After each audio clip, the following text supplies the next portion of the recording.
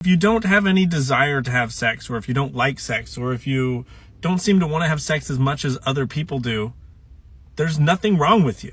It's fine. The idea that everyone should be wanting to have sex all the time is weird. It's a leisure activity that a lot of people enjoy. It reminds me of drinking alcohol. A lot of people really enjoy it. I enjoy it from time to time. But some people just really don't like it, so they don't drink. And that's fine. But what's weird is when people are like, oh, you don't drink? Is there something wrong with you?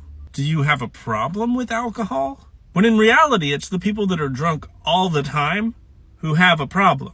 The people who all they think about is alcohol, they're the ones that have something wrong with them. But when it comes to sex, if a man is like, yeah, I think about sex all the time, people are like, oh yeah, that seems normal. If I don't have sex every day, I get very cranky and yelly and hitty. It's the people that talk like that who have a problem, who have something wrong with them. It's not the people that are like, oh yeah, sex is fun and all, I don't care that much. We need to move on from the idea that people who aren't obsessed with sex have something wrong with them and need to see a doctor and need to find the right drugs and the right hormone balance with the purpose of them wanting to have sex. It is good to get your hormone levels checked for the way that you feel and for your health and for any number of reasons.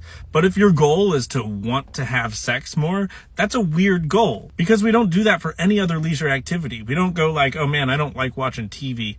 I wonder if there's any medicines I could take that would make me want to watch TV. I personally hate back massages, but I'm not going to go talk to my endocrinologist about it. And it's really not unusual to have one partner who is more interested in sex than the other partner, and that causing some kind of conflict in a relationship. The problem is the idea that the partner who wants to have sex more is the one that's right, and the person who wants to have sex less is wrong.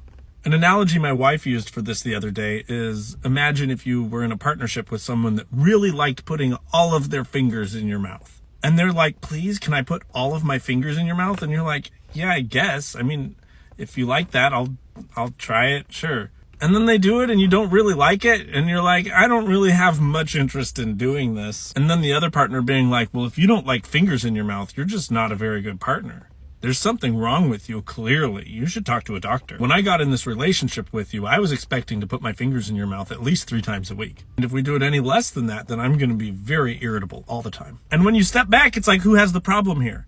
It's the weird finger person.